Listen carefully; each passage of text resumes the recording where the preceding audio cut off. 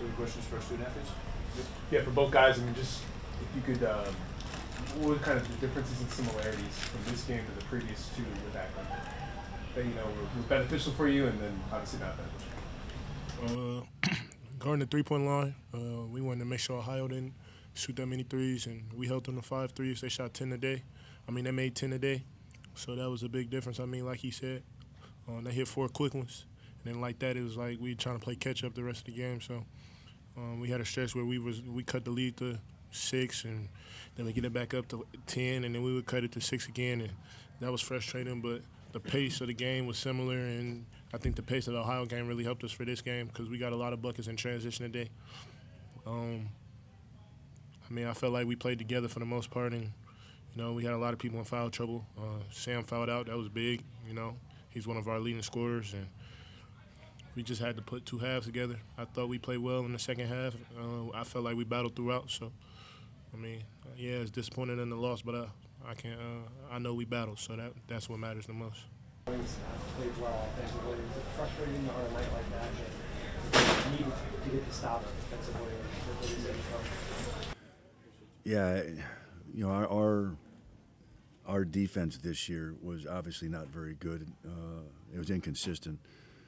But what we really struggle with was staying in front of the dribble. We have a couple guys that really struggle with doing that all year long. And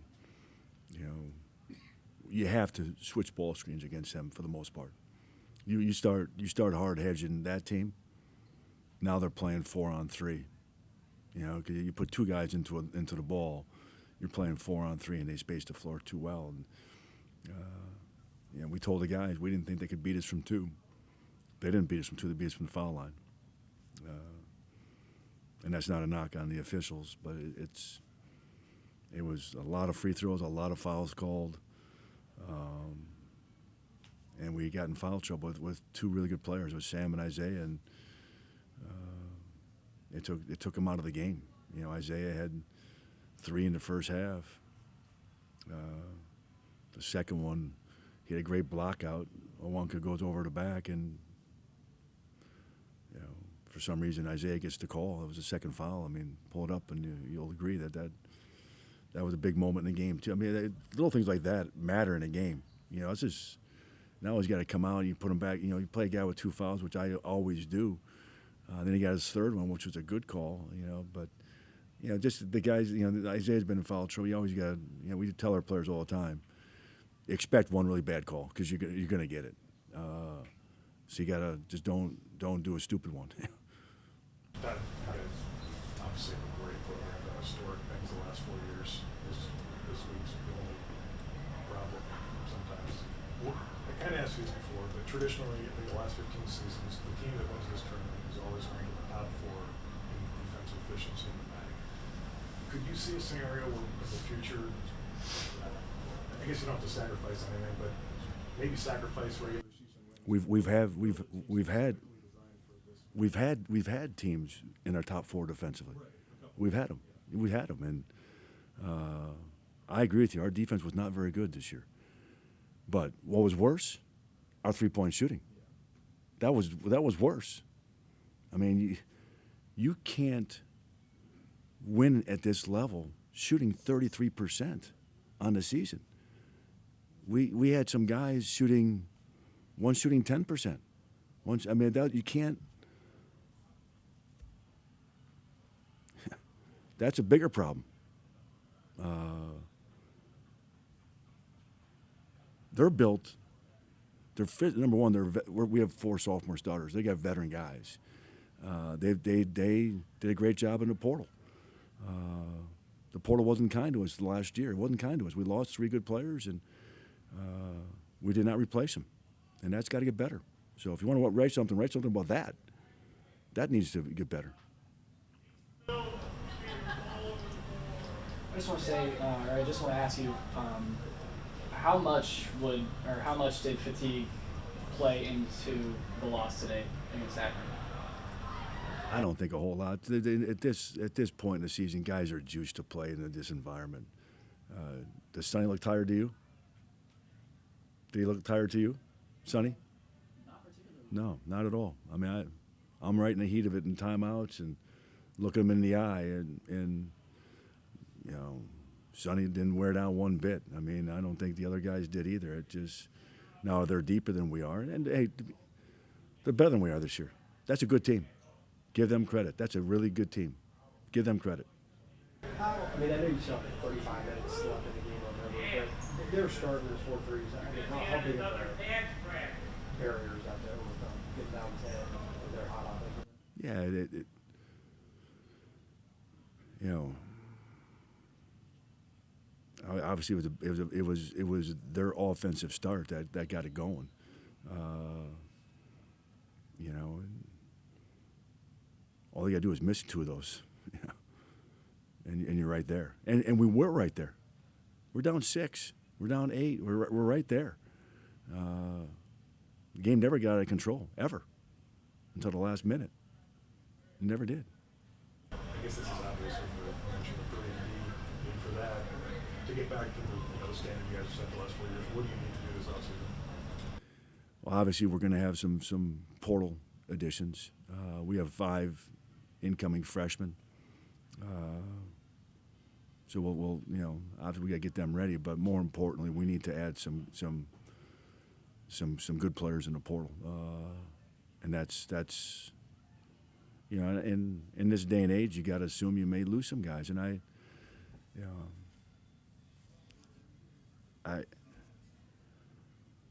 you look at the 3 guys that left. They did not have success and hurt their chances professionally. I hope other guys look at that, and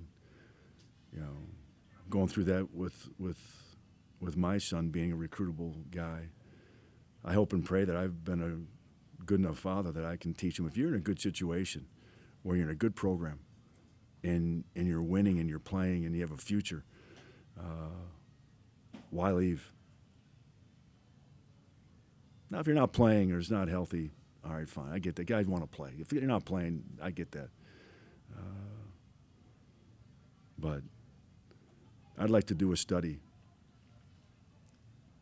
in 20 years and see the impact of guys' livelihood and futures that go to 4 different schools, and where they're at. I think it's gonna hurt some guys. I really do. I feel for it. I really do. Yeah, I mean, I had another question, but along what you were just talking about, I mean, Akron had Ali who left and came back. Would you welcome some of those guys back if they have eligibility remaining, or? You're talking about one guy. Just one guy? Well, the other 2 are done. They're done? Okay. Yeah, they're good. Absolutely. Okay. Absolutely. Okay. Can't mention his name, but absolutely. Right. And as far as, looking at Akron, you played 3 times. Yeah. Nate Johnson, that player, your defensive player, what's your assessment of him, what he brings to the court on a daily basis for Akron? He's just so strong. He played great at their place. Yeah, he deserved it. John got my vote for Coach of the Year. He got my vote for Player of the Year. They both deserved it. Team wins the league, he should be Coach of the Year, and the best player on that team, he was, in my opinion, that was a no-brainer. He's so physical. He draws fouls. He can shoot just good enough to keep you honest. He's clearly not their best shooter, but he can shoot it. He's a good player. I thought that was really good tonight. Gave us a great spark. Started in the second half. And I thought him and Isaiah both, when we needed them down the stretch, were really, really good. Just not giving about it. What are the emotions on a night like this? How much you guys put into this? What's the lot going on? It's been a difficult year. Yeah, I got to be honest with you. It's a team that was not nearly as together or as united as the teams I've had in the past.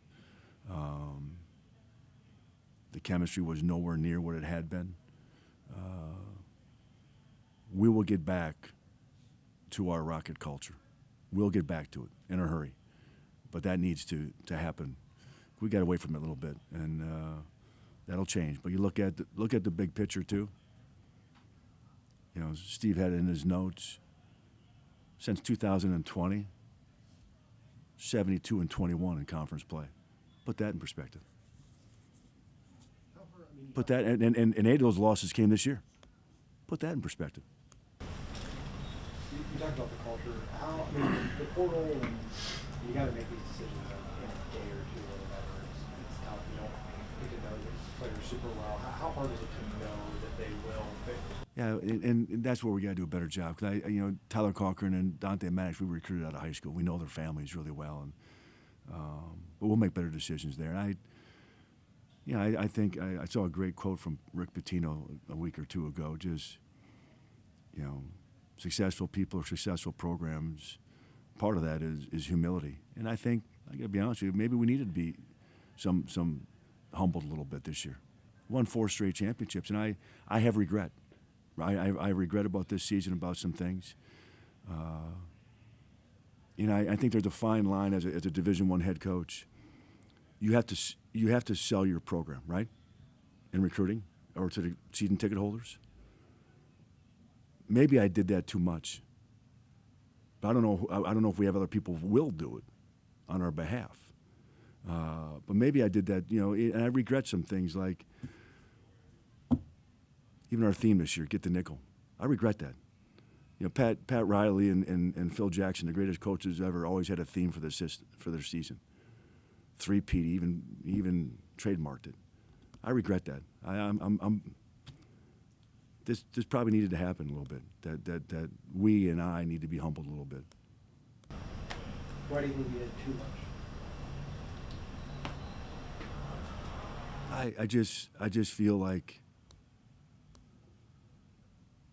maybe it hurt us. But again, you have to. If you don't do it in recruiting or in a community, who's going to? But I think there's a point that you need to. So we'll talk to our recruits and sell our program the best we can of our player development and our returning guys. Hopefully, our better players stay. But you never know. With agents, you never know. Todd, you're a father, coach. John's father, coach. A lot of your assistants, same thing. What advice do you have for your son in this current climate with high school kids coming in, where there's all these transfers and teams are evolving every year? I would say, if you're in a healthy, like I said earlier, if you're in a healthy program, stay. And if you're playing, because I think there's something to be said when you're 40, 45 years old, 35 years old, of having loyalty and seeing things through. There's something to be said about that in the big picture of life.